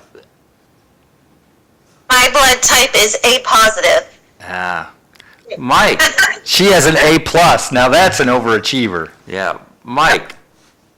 I believe mine is A, but I can't remember if it's positive or negative. So anyway, blood type is a factor in how you do with COVID and heart disease. So, There is that. We got a COVID comment, Bill, we take this one? Sure. It's coming. Cliff, is yours O positive or O negative? Positive. So Oh, here's Anthes is O negative, which is, I think, more rare, so. here's the quote that was written in, that someone texted in. The problem with the COVID vaccine was the mixed messages coming from the government. And then it says Biden. So the COVID vaccine was developed under the Trump administration. I do think there was some mixed messaging, but I don't think it's only because of the Biden administration. But yeah, it's a Yeah. fair point. Who engaged the shots? They came out under Trump. The shots? Yes. Yeah, Okay. they came out in These are all February. Trump's fault. All right, so, Excuse me, I'm sorry. Me and my A positive blood has to go to work. all right. But All right. before you go, are you voting to confirm Robert Kennedy or not confirm? Well, I know he is Executive Office of Human Health Services, which I think encompasses a lot more than what's in the grocery store. And especially in terms of, Department of Developmental Services and things like that, I think he could have a lot to contribute. I think they really just need to define his role maybe a little better and leave what's in the food store really up to agricultural and so forth, and leave that up to like commerce and what's being delivered and what's healthier. But I think maybe they need to do another subdivision of that department. Eileen, before you go, this is the last live show on Monday until December 16th. We're going to be live Okay, all week where are you going, John? on a boat out of New On a York. boat? Out of New York, down to the Caribbean, to different islands. Caribbean, So huh? you finally put your camera up. Let me put your live stuff up here. I know, it's been a very discombobulated morning Put for my me. thing on here to add pin. Nice word, discombobulated. And there's Eileen now. So, yeah, just point, you get to sleep in for 2 weeks. So No, she doesn't. She has to be here Friday. she'll be here Friday. So I'll be here Friday. All right, bye guys, have a great week. Nice seeing you all. thanks, Okay. Bye, Eileen. Eileen. Safe journey. Bye. All right, are we voting for Robert Kennedy? Yeah, give him a shot. Bill? I'm not a U.S. Senator, but if I were, I would guess, once all the due diligence is done, I would vote against. Okay. Mike? I think the whole purpose of the cabinet appointments is Trump is trying to bring people in from the outside. And because they're not part of what he considers the swamp or the establishment. So I think we need to do some new thinking as far as all these federal departments. I know that Kennedy can be a little bit an outlier or, different. I would be more concerned about the people that are going to be working under him and what the real direction he is going to take. And that would come out in the Senate hearings. So I still need more information before I can say yes or no. The Senate hearings will bring out more information, which would give me a better idea on what he can or can't do. Bill, you want to read this one? Sure. Someone texted in, always great having Dr. Johnson on the show. It's okay to question RFK. That leads to robust debate. Something sadly missing in society. Good point. Thank you. Okay, so Attorney General Matt Gaetz is out. Pam Bondi is the current nominee. Is everybody happy with Pam Bondi? Yep, I'm happy with it. I have no idea who she is. So she's a former Attorney General of the state of Florida. Let's see if she's pretty. 2 terms, yes. But That's not really she's appropriate. 59. Yes, it is. That's how America votes. If that's how America votes, how come our last 2 presidents have been really old Oh, white yeah. men? Oh, yeah. If that's really how America votes, Oh, yeah. Yep, I'm for Pam Bondi. Yep, liking her. She was born in 1965. She's an American attorney, a lobbyist, politician, member of the Republican Party, and she served as Florida's something or other, so. Attorney General, that's the key. If she was not a former Attorney General, I would say she's not really qualified, but you can't. Okay, she can be my lawyer. You kidding me? You go into a courtroom with, and she is testifying for you? If you have an all-male jury, you're not guilty. I'm not quite sure that's how courts work. Bill, you're taking the bait from John. I know. He's doing this on purpose to agitate us, so just don't take the bait from him, so. Wait a second, Mike, you have no confidence in this woman? Oh, no, I didn't say that, but I'm not basing it on how she looks. I am. She's been the Attorney General of Florida, and she's very competent. Florida is a large state, so that means there's a lot of things going on, similar to New York or Texas or California. So that's not a small Attorney General's job.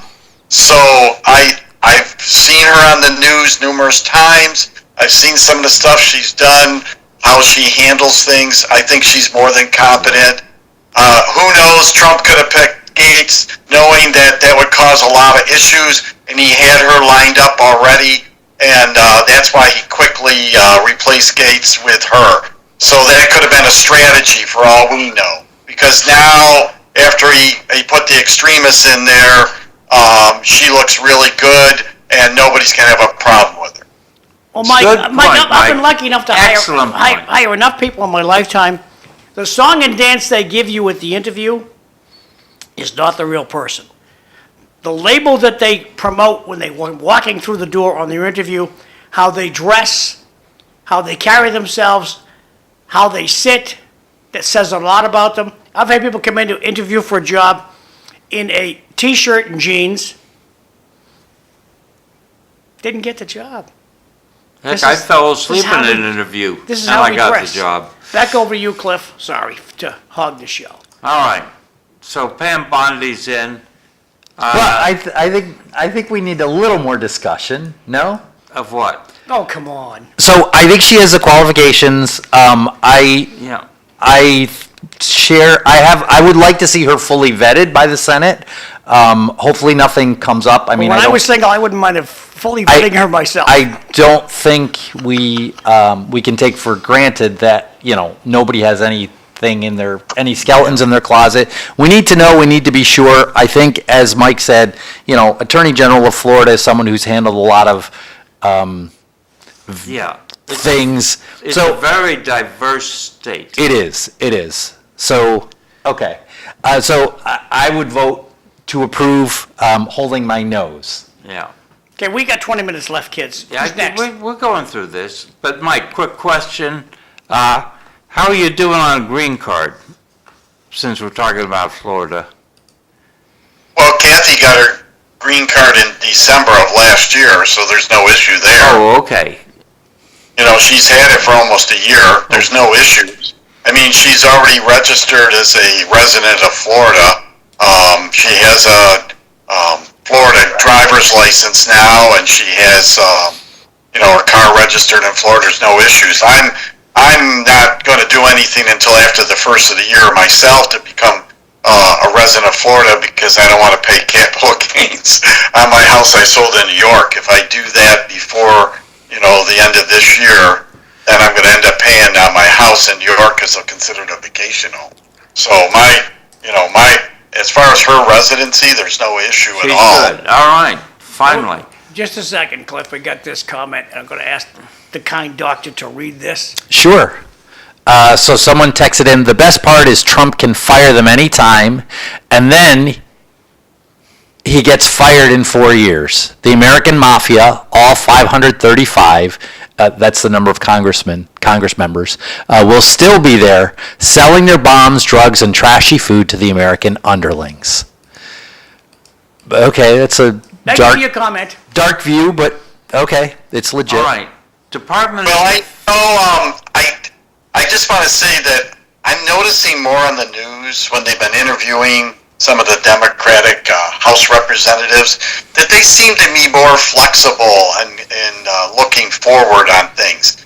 because this last election was a huge wake-up call to the Democratic Party that they've lost their, I don't know, their center or whatever they had before with connecting with a lot of people in the United States. So I have hope, and maybe I'm wrong, but I have hope that I think things will be more flexible, more that people want to work along to get things done. Because if things don't change, a lot of these representatives on both sides could be seeing the door in 2 years. Because I don't think the American people are going to be very tolerant if things don't improve. Dr. Johnson, if you could read that. Yes, someone wrote in, RFK made the claim that COVID was targeted to infect Caucasians and black people, but spare Ashkenazi Jews and Chinese people. He's a conspiracy theorist and should be rejected. Thank you for your comment. I would be much happier if somebody was going into that department that had more of a scientific background. Whether it's a doctor or a scientist or whatever, that they understand, some of the stuff, the technical stuff in that department. But again, Trump is reaching across the aisle because RFK is a Democrat, so they can't say, that he's not reaching across the aisle. But he pulled out of the Democratic Party. He's no longer a Democrat. Okay, you guys have 19 minutes. Excommunicated. 19 minutes. I think he withdrew from the Democratic Party and ran as an independent. He pulled out of the election, yeah. And No, he ran as an independent. He left the Democratic Party and ran as an independent. Yeah, but so is Bernie Sanders. He's an independent, and the ties in the Kennedy family go way back with the Democrats and that. I mean, he's independent because he's not happy with a lot of stuff in the Democratic Party. But if things change, because he lost the primary. Okay, right? kids, who's next? Going to run out of time. Department of Defense Pete Hegseth. Yeah, this is a big one. We need to talk about this guy. Pete who? Hegseth. Oh, I see. I'll look him up. Thank you. So this guy, he's an officer was an officer. I'm not sure if he's still he was in the reserves. He's still active in the reserves. So I think he's a major. Yeah. I think he's a major. So I think he's a television guy, and Trump really likes to pull people from Fox News and people from television. And I don't think it's necessarily a bad thing to have someone with television experience in a cabinet. I think cabinet members have to be in front of the media. 1980. And so I don't think that's a bad thing. I think his military experience speaks well of him. I have a couple of concerns. One is that he was told to stand down and was not allowed to be deployed during the inaugural guard that were supposed to be involved in the Capitol. He says it was because of a specific tattoo. I don't think we know the full story of this, but that gives me a little concern. Like, what did his superior officers know? That needs to come out in a hearing, because I don't think we want to know the whole story. I think that's fair. Of course. I'll give you my take on that, because I've done some research on him. I have a feeling because he was on Fox. He's more conservative. It was Biden's inauguration. I think that they took the path of not having him there because they didn't want the conflict of interest, so to speak, with him being there. They thought it was a conflict. But if there's a conflict of interest and he's not going to defend the Constitution, then he should not be Secretary of Defense. Well, if that's the conflict you're suggesting, that's not I appropriate. don't think that's it. I'm not suggesting the Constitution. I'm talking about the optics. He's got a Jerusalem cross tattooed that runs from his right shoulder about halfway across his body. And he was reported by someone as being a possible right-wing terrorist. Problem. Yes, problem. And so I think- therefore, they dropped him. I think it needs to come out in hearing, right? I mean, if. Oh, I agree. We need to spend significant time on this, because he could be fine. He could have a tattoo that he likes and that supports his religious views, and as long as they're consistent with the Constitution, I don't see a problem with that. But I'm happy with it as long as we also bring up his views on the Secretary of the Army in direct contradiction of President Trump's order keeping the National Guard away during 6 January.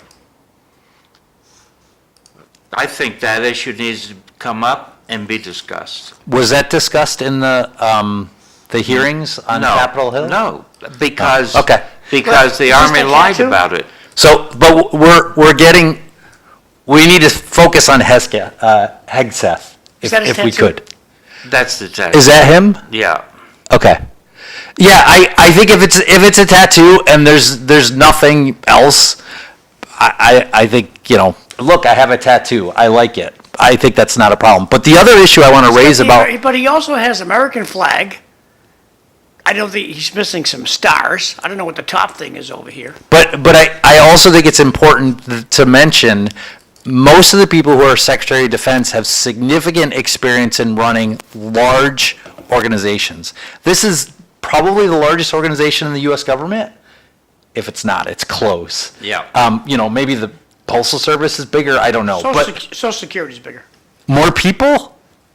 Social Security. They certainly have more ships and missiles than any other organization in the U.S. They're the government. mightiest, they're the mightiest. Let's look back at some of these secretaries of defense with experience. Okay, Nobody had more experience than Robert Strange McNamara. okay. And 1968 to 72 or something? 61 to about 67. Okay. He brought in good reforms, PPBS, planning, program, budgeting system that he got from Rand Corporation. That was good. But he totally screwed up the war in Vietnam. Sure. Now, look at, guys, we're not going to show topless photos of all of the cabinet appointees, but these are, the internet says this is all of his tattoos, and I don't know what Deus Vult means. Is that So German? Deus Vult means God wills it, and that has been used by right-wing organizations. Well, I'm sure left wings have, Okay, so But I mean, how about this one down the bottom, Bill? Anybody know what that one is? Ni dicit virtuous? Let me slide it up. it's Latin. I never took Latin, but I'm going to say that that's something about Means being I virtue. hate you? Okay. No, Move it's something right about along. being virtuous. You don't know. So this one here, snake and a kind of a, So the snake comes from a colonial flag of the 13 colonies that was pro-colonial or against the Yeah. crown. now you have to ask, was he intoxicated when he had these applied or not? No, I think we need to ask what his political views are and make sure they're consistent with the Constitution of the United States. And we could ask the people asking the question, you should ask when you're topless? Yeah. So, before Robert McNamara, you had Injun Charlie Wilson. 12 minutes. A lot of people thought he would. McNamara came from running Ford Motor Company. Injun Charlie Wilson came to DOD from running General Motors. What's good for General Motors is good for America. But his leadership was questioned. I mean, what Secretary of Defense do you look up to and say, Les Aspin came to the job from the House of Representatives. Les Aspin, was he from Janesville, Wisconsin, I think? I'm not sure anybody is prepared to run the Department of Defense based upon managing a large organization. I think it helps. That's my preference. Yeah. I would rather have somebody, Rex Tillerson was Donald Trump's Secretary of State last time. I think this is a person who has a lot of organizational experience managing a multinational corporation, this is someone who could manage a large organization with lots of moving parts in lots of parts of the world. So Donald Trump's his first Secretary of Defense last term was a general. I can't remember who it was. I don't recall. But I think a general has more organizational experience as well. So I would just like. What's the real issue with Department of Defense? Is it management? They haven't passed an audit in 7 years. Is it better strategy, or is it really doing a better job of morale and motivating people because they've not been making their recruiting goals? So I think that all those are, to some extent, organizational issues. Morale is an organizational issue.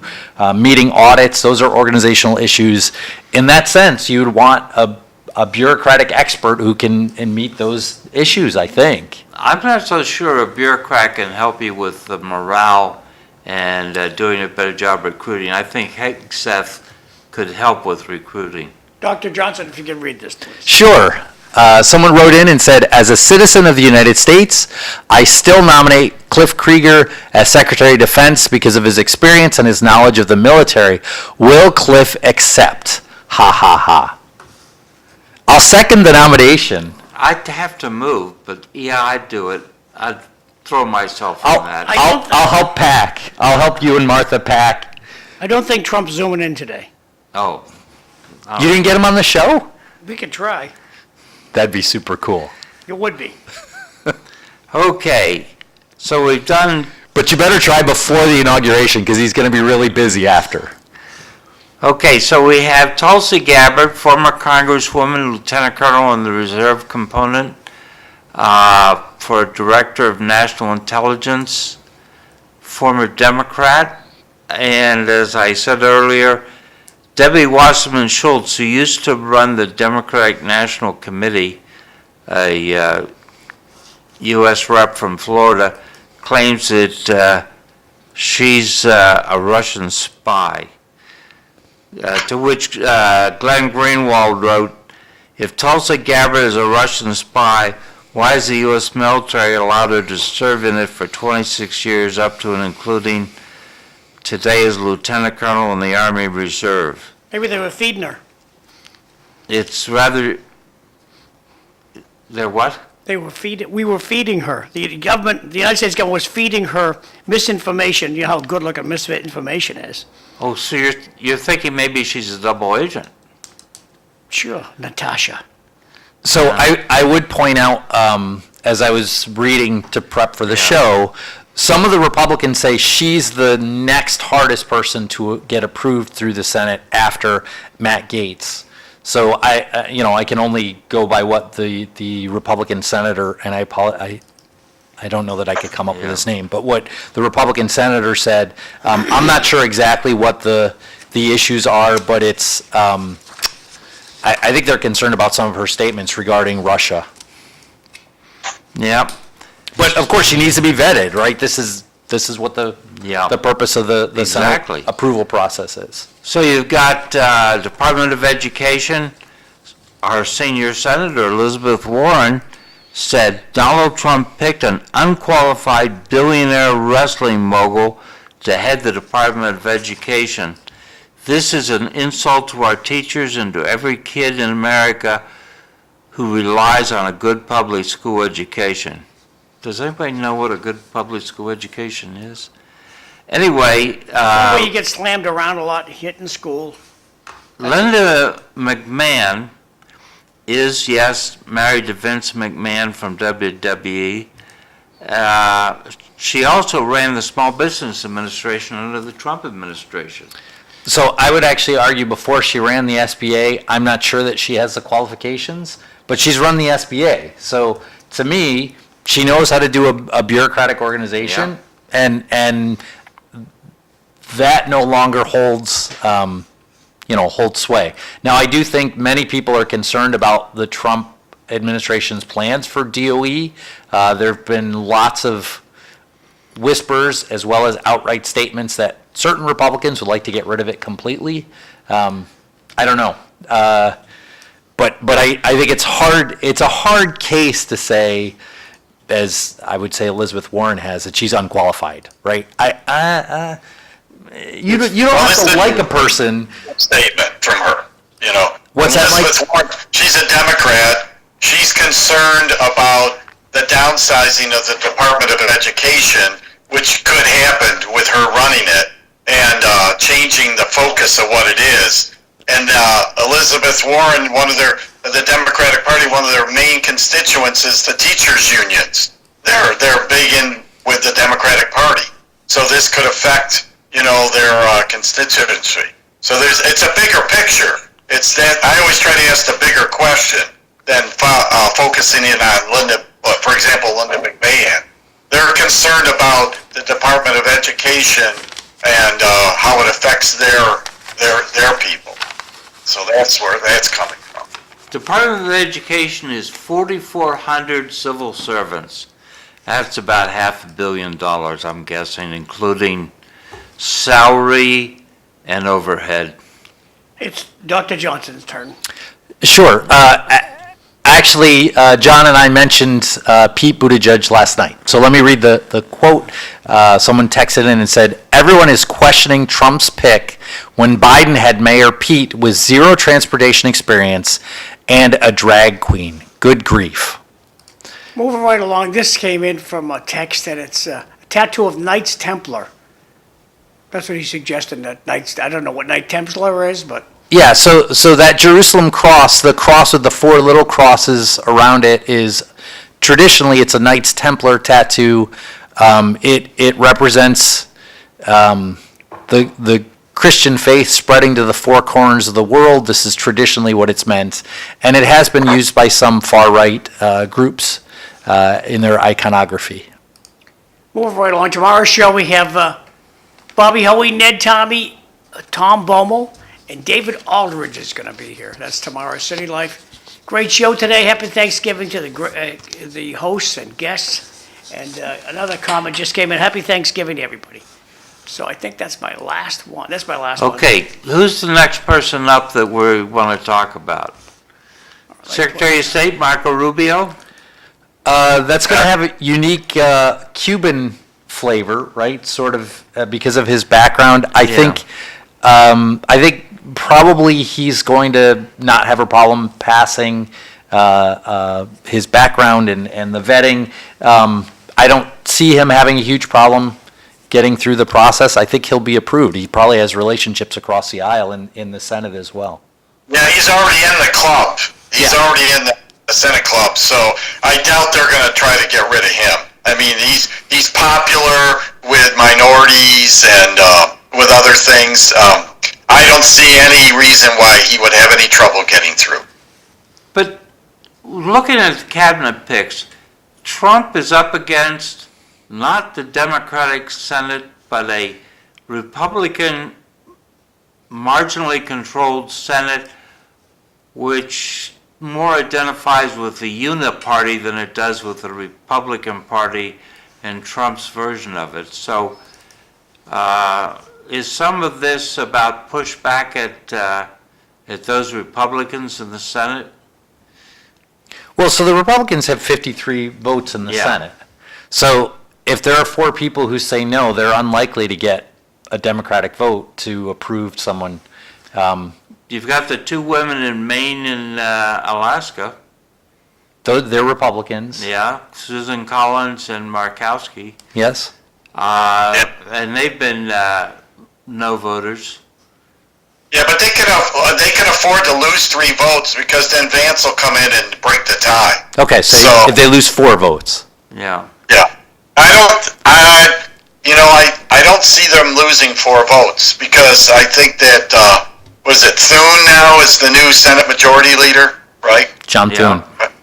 Yeah. Well, So the Democratic think Party they'll whip the votes because Trump's got remember, Trump's not coming in as naive this time. He's got his people lined up, and he's got some leverage, and he's got a lot of capital from this vote so that he can use. I think winning the electoral vote definitely gave him a lot of capital. 15 seconds. It's going to be hard to for senators to vote against him. Well, he not only won the electoral vote, he won the popular vote. Say goodbye, So that's- boys. It's even more Happy capital. Thanksgiving, everybody. Thank you. I'll see you Friday. See you tomorrow. So John, there's no, for the next 2 Mondays, not until the 16th, there's no more, we don't have our podcast, then, Right, right? we're gonna run, the station will re-air, broadcasts from the past, and, we're coming back live December 16th, Monday, December 16th, yes. Okay, all right, so on the 16th, okay. Thanks, Heidi. I'll wait on the phone. Yeah, hey, Bill, that was a great discussion today. I liked it.